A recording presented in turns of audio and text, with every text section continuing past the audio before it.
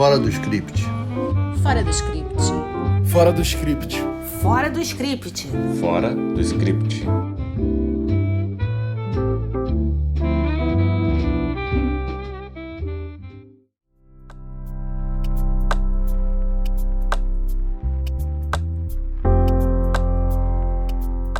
Olá! Estamos de volta com o nosso podcast Fora do Script e para este episódio escolhemos um filme de um brasileiro reconhecido no exterior que não é o Wagner Moura, mas é o Wagner Moura. Estamos falando de Sérgio Vieira de Mello, protagonista de 2 filmes chamados Sérgio, sendo um de ficção e outro documentário em cartaz na Netflix. Eles foram baseados no livro O Homem que Queria Salvar o Mundo, uma biografia de Sérgio Vieira de Mello, de Samantha Power, e ambos são dirigidos por Greg Baker, que também assina o roteiro do filme de ficção protagonizado por Wagner Moura. Por incrível que pareça, não consta dos créditos do documentário o nome de quem assina o roteiro, mas apenas a menção de se basear no livro. E por isso estamos aqui assumindo que a autora da biografia, no mínimo, coescreveu o roteiro, já que é sua produtora executiva também. O documentário é de 2009 e o filme de ficção é de 2020. Sou Denise, advogada e roteirista, apaixonada por direito e por dramaturgia. Eu sou a Letícia, roteirista e jornalista, fã de séries policiais e cada vez mais apaixonada por documentários. Eu sou a Renata, jornalista e roteirista, fã do audiovisual argentino e europeu. Essas 2 obras do audiovisual sobre um brasileiro que exerceu missões tão importantes na ONU e que não mediu esforços para pacificar regiões em conflito com severos problemas humanitários ficam muito oportunas de se ver, sobretudo agora, em que se diz que a imagem do Brasil na diplomacia internacional anda abalada. O fato é que a competência de Sérgio era de tal forma reconhecida que na ONU ele era a única pessoa chamada apenas por seu prenome, e talvez por isso seja este o título dos 2 filmes. Poliglota, charmoso, destemido, carismático e muito bonito, Sérgio trabalhou por 34 anos na ONU e faleceu às vésperas de sua aposentadoria aos 55 anos de idade, num atentado ocorrido em Bagdá, no local onde a ONU se instalara em 2003. Faleceu pouco antes de voltar a viver no Rio de Janeiro, sua cidade natal que tanto amava, assim como amava o mar, outra grande paixão sua. Aliás, Sérgio era um apaixonado no sentido amplo da palavra. Embora os 2 filmes partam do livro escrito por Samantha Power e tenham pontos de contato, há diferenças bem marcantes na construção de Sérgio. No documentário se fala de seus casos extraconjugais, se deixa transparecer sua vaidade, dentre outras coisas. A Letícia observa esses aspectos muito bem. É curioso ver o mesmo personagem no documentário e na ficção. Apesar de todas as possibilidades que a ficção oferece, eu acho que algumas coisas ficaram mais bem resolvidas no documentário. E o documentário também é mais emocionante. Alguns aspectos vão se destacar quando vocês virem os 2. A construção do personagem no documentário ela é muito mais complexa. Você vê um Sérgio Vieira de Mello que é mais humano, com seus erros e seus defeitos. Os arcos dramáticos também, eles valorizam os erros e acertos do personagem. Na ficção vai surgir o Sérgio aos olhos do cinemão mais tradicional, né? Ele é mais herói, mais certinho, os vilões são bem mais marcados, há vilões claramente, né? Sem levar em conta o contexto geopolítico ali, e você tem um romance meio açucarado. Apesar dos pesares, é muito bom ver Hollywood se dobrar, né, a um brasileiro que ajudou realmente a fazer um mundo melhor. E ver que a gente pode estar na ficção estrangeira sem ser sendo esculachado ou ridicularizado ou naquele esquema de samba, suor e carnaval e futebol. Bom, gente, eu adorei a pauta desse episódio. A Letícia deu a dica de a gente ver o filme antes do documentário e aí eu fiz isso. Então, hashtag fica a dica. Vejam o filme de ficção antes do documentário. Por incrível que possa parecer, eu achei o documentário bem mais tocante, porque eu acho que ele soube explorar melhor a história. A reconstituição do atentado e do resgate foi feita de uma forma criativa e com bastante suspense. Eles vão meio que cozinhando o dia da morte do Sérgio. E uma coisa que eu achei muito interessante é que, para o documentário, a reconstituição do salvamento foi feita com William von Zerle e com o André Valentine, que são os soldados que estavam lá no dia do atentado mesmo. Já no filme, como a Letícia comentou, eu achei que isso ficou mais frio, sabe? Talvez pela época em que foram feitos, né? Tem uma distância aí de tempo, como a Denise já falou. Agora, eu gostei do Wagner Moura como Sérgio Vieira de Mello. Eu acho que ele é um excelente ator. Achei muito legal eles terem prestigiado um ator brasileiro. E a mim me convenceu. Agora, há controvérsias, né, Denise? Inegavelmente, o Wagner Moura é um ótimo ator, mas o Sérgio tinha uma altivez, uma elegância, assim, muito marcantes, e realmente eu não vi isso na atuação do Wagner Moura. Me pareceu uma atuação contida para um personagem com a grandeza do Sérgio, alguém que dizia, por exemplo, que era preciso estar em campo em lugares de conflito, como ele mesmo fez em Bangladesh, no Camboja, no Timor-Leste e tantos outros lugares. Wagner Moura está bem, mas talvez outro ator que conseguisse encarnar essas características tão próprias do biografado pudesse refleti-lo melhor. Pois é, Denise, a caracterização dos personagens, ela me incomodou um pouco. A gente não tem a menor dúvida que a Ana de Armas é uma atriz incrível, né? Ela, para quem não lembra, ela já fez Entre Facas e Segredos e fez O Último 007, entre outros muitos filmes. No Sérgio, eu achei, e aí pode ser uma questão da direção de atores, que ela parece um pouco bobinha, sabe? Meio romântica, bobinha. E isso destoa um pouco do peso que essa mulher teve na vida do Sérgio, porque fica parecendo que ele é só um cara mais velho interessado por uma garota, quando na verdade ela era uma economista respeitada, tinha largado tudo para trabalhar na ONU, implantou o microcrédito no Timor-Leste, o que não é pouca coisa. Então assim, eu gostaria de ver uma Carolina mais adulta. Ela me pareceu um pouco infantilizada, o romance ficou um pouco assim meio coisinha ali, meio juvenil.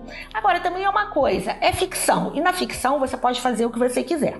Filme de ficção, particularmente gostei do time shift, da alternância de tempos da narrativa que se inicia com um atentado e vai, assim, aos poucos pavimentando o caminho para a construção da biografia. Mas isso é questão de gosto e parece que a Renata não curtiu tanto assim.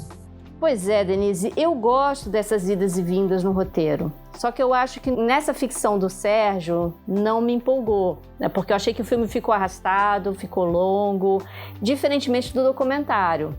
A gente vê que existe todo um cuidado em relação aos fatos reais, isso é super louvável, mas eu acho que o filme começa muito morno, com aquela apresentação do personagem. O documentário também começa e termina da mesma forma que o filme, mas ele tem algo mais logo no início. Embora essa apresentação do personagem seja bem fidedigna, para mim não acrescentou tanto como quando o Sérgio é encontrado lá debaixo dos escombros, que o cara fala: Jesus Cristo, é o Sérgio de Mello. Eu tenho a impressão de que é ali que o espectador se dá conta da importância de quem foi o Sérgio Vieira de Mello. Bom, Renata, eu acho que vocês já perceberam que eu gostei mais do doc, mas a ficção tem alguns momentos maravilhosos. Primeiro, assim, para mim o que mais chamou atenção é a caracterização tanto do Iraque quanto do Timor. Talvez sem precisar usar imagens de época, imagens reais, me pareceu assim, eu me senti mais no universo do Sérgio, tanto quando ele chega no Timor, quando ele chega no Iraque e como funcionavam aquelas duas sociedades, do que no próprio documentário. Isso para mim é super legal. Outra coisa, eles usam uma estratégia audiovisual para trabalhar uma determinada trama.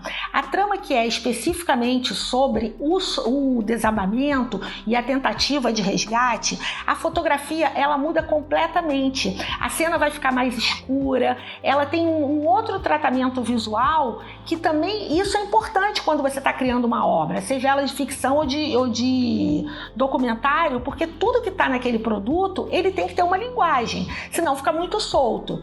Isso funciona muito bem na ficção. E no começo, logo que acontece a explosão, o desabamento, que você começa a ver o Sérgio ali soterrado, nos primeiros momentos, tem uma outra coisa que eu achei incrível que eles fizeram. Quando eles vão mudar a trama, vão sair da trama do soterramento para mostrar a história dele em algum outro ponto da narrativa, eles se valem de imagens do Sérgio nadando na praia.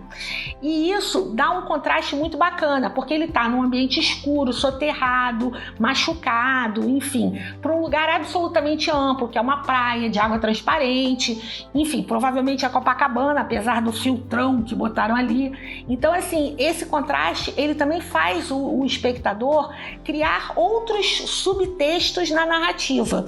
E isso é fascinante, né? Para isso é que os grandes cineastas, roteiristas e diretores estão aí para nos fazer pensar no conjunto, na obra como um todo. Tanto o documentário como o filme de ficção usam 4 idiomas, sendo o inglês predominante. Mas há momentos em português, em espanhol e até em francês, que é o idioma do guarda-costas do Sérgio, Gabi. Ele é um personagem muito interessante, teve uma ligação muito especial com o Sérgio, tanto que até hoje ele vai visitar o túmulo dele na Suíça, em Genebra. Ele dá uma declaração linda no final do documentário. É verdade, Denise. E não é só o Gabi que emociona a gente no documentário, mas também a Carolina Larriera e a mãe do Sérgio, a dona Gilda, que faleceu ano passado e que fala da dor de ter perdido o filho. Em compensação, os filhos do Sérgio, que são interpretados no filme pelos filhos do Wagner Moura, eles não aparecem no documentário, que chega a entrevistar um homem que parece um terrorista e que dá a versão deles para o ataque à sede da ONU em Bagdá. Agora, uma coisa que aparece tanto no filme quanto no documentário é o amor do Sérgio Vieira de Mello pelo Brasil e em especial pelo Rio de Janeiro. É uma linda história de amor, assim como a dele com a Carolina. O fato é que se você não conhece o Sérgio Vieira de Mello, é legal você ver o documentário e a ficção para você entender um pouco esse personagem. Naturalmente, o documentário mostra um personagem mais complexo, né? Mulherengo, vaidoso, mas que trazia essa ideia de mudar o mundo, uma coisa que vinha do maio de 68, das lutas dos anos 60, ele estudou filosofia na Sorbonne, enfim, um cara realmente incrível.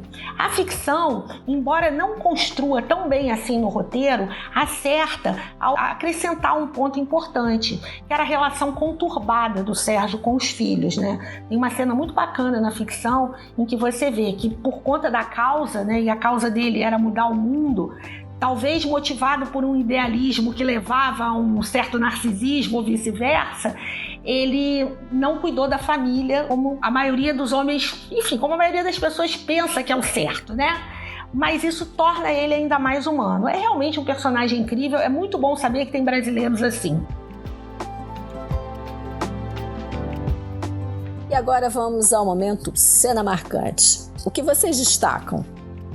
É sempre um desafio pra gente falar de uma cena aqui sem dar spoiler. Além de o documentário ter um final emocionante, e eu não vou falar disso, como eu já falei anteriormente da reconstituição do resgate, então agora eu destacaria a cena logo no começo, que são as imagens do Rio de Janeiro, e logo depois tem uma declaração da Carolina dizendo que o Sérgio era um brasileiro. Aquilo ali me fez pensar na hora. Será que se o Sérgio fosse inglês, francês ou mesmo dos Estados Unidos, será que a situação teria sido a mesma? Eu acho que o documentário mostra uns paradoxos bem interessantes, como a autora do livro fazendo críticas, ao mesmo tempo em que a Condoleezza Rice fala sobre a importância do Sérgio. Para quem não se lembra, a Condoleezza foi a toda poderosa secretária de Estado dos Estados Unidos. Então, eu acho que por tudo isso, o documentário do Sérgio é uma obra necessária de se assistir. Não é, Denise? É isso aí, Renata. Como eu falei no início, assistir a biografia de um brasileiro de alma vasta, de obra grande, que fez da sua luta pela paz no mundo quase que um sacerdócio, melhora a autoestima da gente como país. E os 2 filmes, que são muito bem produzidos, realmente emocionam. Olha, eu vou dar pitaco também na cena do documentário. A cena que a Renata está destacando, ela é muito legal, realmente. Agora, eu acho que tem uma cena no documentário que ela é uma aula para quem gosta de roteiro, que é a cena do resgate. Porque eles usaram algumas... Ao invés de apelar para uma reconstituição careta ou usar imagens de época ou qualquer coisa do gênero, eles se valeram de uma combinação de imagens simuladas para poder jogar o espectador naquele universo do desabamento com a narrativa do militar que ajudou no resgate. E isso cria uma tensão absurda. É lógico que eu vou dar um spoiler, pelo amor de Deus. Todo mundo sabe que o Sérgio Vieira de Mello morreu nesse desabamento. Mas eu fiquei tão tensa com essas cenas do resgate no documentário que eu torcia loucamente para eles conseguirem tirar o Sérgio dali. E eu cheguei a chorar quando isso não dá certo. Então, essa cena, você pensa assim, poxa, um cara importante como ele, tentaram socorrer com 2 militares, uma corda e uma bolsa feminina. Ela joga para muitas reflexões. Mas enfim, dado o pitaco sobre o documentário, eu acho que na ficção tem uma cena que é muito interessante, primeiro pelo trabalho dos atores, né, pelo trabalho do Wagner Moura, que é o Wagner Moura, que é o momento em que ele confronta o Xanana Guzmão no Timor-Leste. Ali parece um jogo de xadrez, em que os dois jogadores estão se estudando. E o Sérgio, apesar de muito desafiado pelo Xanana, que chega a dizer que ele está usando um adereço que não é, que só os sábios, os idosos podem usar, o Sérgio consegue dar o checkmate. Eu acho essa cena muito legal. Esse foi o episódio 16 do nosso podcast. No próximo vamos falar de fazer e assistir cinema, já que somos tão fãs. E lembramos, se quiserem contribuir no crowdfunding com qualquer valor, o link está na descrição. Até a próxima, pessoal! Fora do script. Fora do script. Fora do script. Fora do script. Fora do script.